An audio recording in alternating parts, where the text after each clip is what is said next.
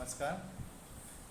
आज का जो हम लोग का टॉपिक है, जैसा कि हम लोग पर्सनालिटी पढ़ रहे थे शांति शिक्षा में, तो पर्सनालिटी में यानी व्यक्तित्व के 5 बड़े सिलगुण।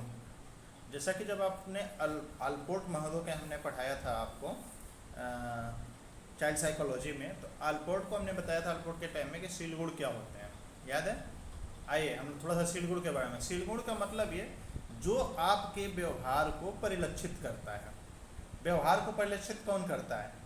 आप कितने ईमानदार हो, आप सहयोग प्रवृत्ति के हो, आप दुष्ट प्रवृत्ति के हो, यानी जिस प्रवृत्ति के आप हो, यानी जो आपके व्यवहार को परिलक्षित करे, परोपकारी हो, व्यवहार कुशल हो, यानी जो भी स्किल इस तरह के हैं उनको हम लोग क्या कहते हैं? शील गुण यानी ट्रैट। यानी शील गुण के आधार पे ही व्यक्ति की पर्सनालिटी का निर्धारण किया जाता है। और ये जो शील गुण है वातावरण में, समाज या किसी प्रकार के सामाजिक समायोजन में, किसी तरह के समायोजन में इनका अहम रोल होता है। यानी आप जितना व्यवहार कुशल हो उतना ही आप अच्छे स्किल, यानी पॉलिटिशियन अगर बनना है आपको तो उस तरह का आप में ट्रैट होना चाहिए, उस तरह की शील गुण आप में होने चाहिए। तो यानी कुछ मनोवैज्ञानिकों ने रिसर्च किया कि क्या हम लोग शील गुण जो हैं कुछ ऐसे इसको क्रम में बांधा जाए। अल्पोर्ट ने तो बहुत से शील गुणों को इकट्ठा करके बहुत से शील गुणों को एक जगह जोड़ने का कार्य किया, लेकिन बाद में इस पर रिसर्च हुआ कि कैसे और इन शील गुणों को छोटे में किया जाए। तो यहाँ पे कुछ मनोवैज्ञानिकों ने रिसर्च किया। रिसर्च के आधार पे शील गुणों को एक जगह जोड़ने का कार्य किया गया। तो इसके लिए इसमें जैसे कि पर्सनालिटी में हम लोग को अभी दिया हुआ है SRT का PDF, उसमें से उसी से हम लोग को पढ़ना है। तो यहाँ पे उन मनोवैज्ञानिकों ने 5 बड़े शील गुण की बात की। उन शील गुणों के बारे में हम लोग यहाँ पे बात करेंगे, ठीक है? कौन कौन से शील गुण हैं उनके बारे में हम लोग यहाँ से बात किया जाएगा। आइए हम लोग देखते हैं जो PDF है इसके थ्रू, ठीक है? देखें यहाँ पे व्यक्तित्व के 5 बड़े शील गुण पढ़ते हम चलते हैं और समझाते चलेंगे आपको, जैसा हम लोग का चलता है। नहीं, व्यक्तित्व के शील गुण सिद्धांत के अनुसार व्यक्तित्व की संरचना भिन्न भिन्न प्रकार के अनेक शील गुणों से मिलकर बनी होती है। यानी व्यक्तित्व की जो संरचना है, यानी जो शील गुण सिद्धांत के अनुसार अगर हम बात करें तो इसकी संरचना में जो भिन्न भिन्न प्रकार के शील गुण हैं, यानी भिन्न भिन्न प्रकार के यानी शील गुण, जैसे मैं आपको बताया परोपकारी है, कोई कर्तव्यनिष्ठ है, कोई ईमानदार है, यानी इन शील गुणों से यानी अलग अलग भिन्न भिन्न शील गुणों से मिलकर व्यक्ति का संरचना, व्यक्तित्व की संरचना बनती है, ठीक है?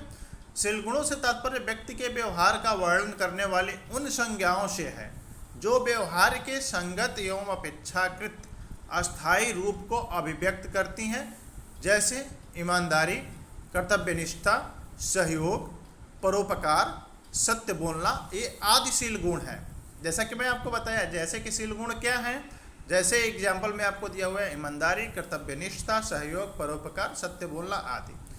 स्पष्ट है कि शील गुण परस्पर एक दूसरे से भिन्न होते हैं। स्वाभाविक सा है, सबका शील गुण एक जैसा नहीं। जैसा कि हम लोग इंडिविजुअल डिफरेंस जानते हैं, व्यक्तिक विभिन्नता की अगर हम लोग बात करते हैं तो व्यक्तिक विभिन्नता में हम लोग को ये मिलता है कि सबका शील गुण अलग अलग होता है, यानी सबका व्यवहार अलग अलग। पर लेकिन एक चीज़ अगर हम लोग बात करें फिजिकल रूप से ही अगर बात करें तो क्या जैसा आप दिखते हो वैसा मैं हूँ? नहीं। क्या मेरा जैसा व्यवहार वैसे मेरे भाई का व्यवहार है? नहीं। मेरे पेरेंट्स का व्यवहार है? नहीं। कुछ व्यवहार मिल सकते हैं लेकिन सारे व्यवहार नहीं मिलेंगे। हम में सब में एक जैसा शील गुण नहीं हो सकता है। मैं बहुत ज़्यादा ईमानदार हूँ, मेरा भाई उतना ईमानदार ना हो सकता है मैं बहुत अच्छा बोल पाता हूँ, भाई मेरा उतना अच्छा नहीं बोल पाता हो। तो ये जो शील गुण है सब में एक जैसे नहीं होते, ठीक है? यानी जो ये शील गुण है, स्पष्ट है कि शील गुण परस्पर एक दूसरे से भिन्न होते हैं। ये शील गुण भिन्न भिन्न मात्रा में व्यक्ति में विद्यमान होते हैं, यानी सब में अलग अलग मात्रा में विद्यमान होते हैं एवं इनके आधार पर व्यक्ति के व्यवहार की व्याख्या की जा सकती है, यानी किस नेचर का वो व्यक्ति है। वस्तुतः शील गुण उपागम के अंतर्गत शील गुण को व्यक्तित्व के मौलिक इकाई माना जाता है। यानी वस्तुतः शील गुण का जो उपागम है इसके अंतर्गत शील गुण को व्यक्तित्व की मौलिक इकाई यानी मूल इकाई माना जाता है। शील गुण सिद्धांत वास्तव में व्यक्तित्व की उन महत्वपूर्ण विमाओं को प्रस्तुत करता है जो परस्पर स्वतंत्र तथा जिनके आधार पर व्यक्तियों में भेद किए जा सकते हैं। यहाँ एक प्रश्न उभरकर सामने आता है कि मानव व्यक्तित्व के प्रमुख शील गुण या विमा कौन कौन से हैं? आइए देखते हैं।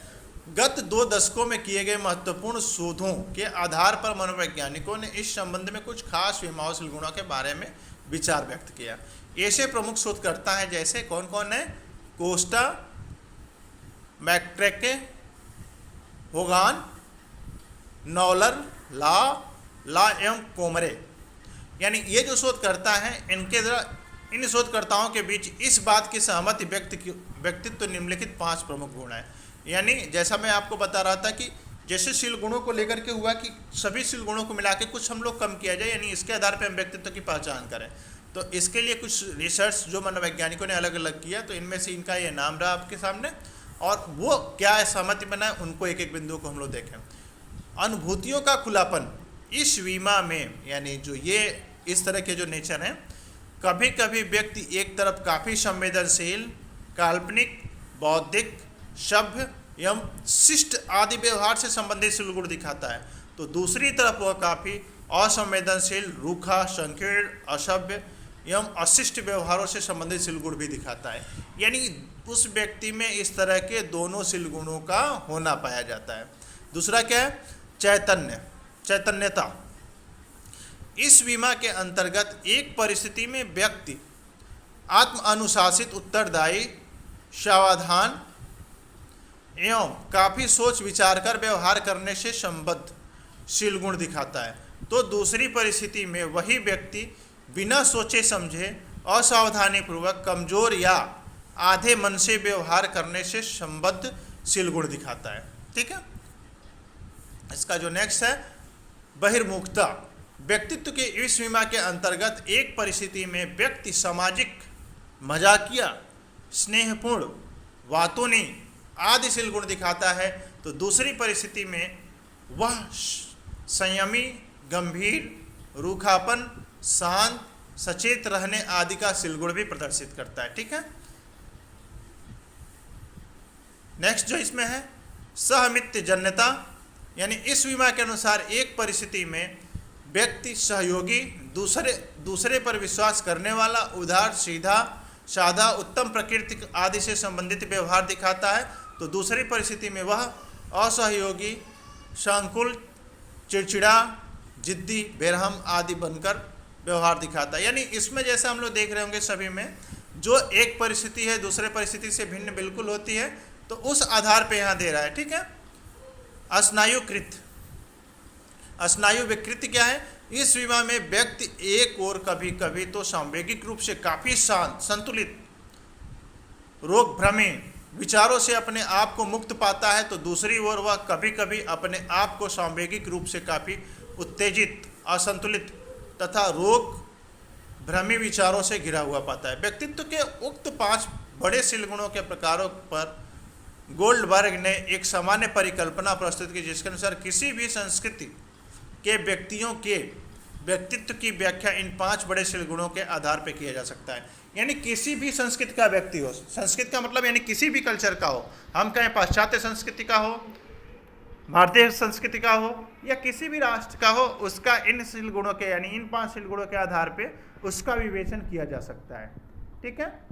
तो आज का ये हम लोग का जो पर्सनालिटी का इस आधार पे ख़त्म हो रहा है। कल हम लोग सेकेंड सेम पे थोड़ा काम किया जाएगा, और आपके लिए भी 4th सेम के लिए भी ये काम में आ सकता है। जैसा कि हमेशा टेट आप लोग देते हो तो उसमें पूछता है, इसमें NCF 2005 के जो सिद्धांत है उसके बारे में हम लोग डिस्कस किया जाएगा। ठीक है। Thank you.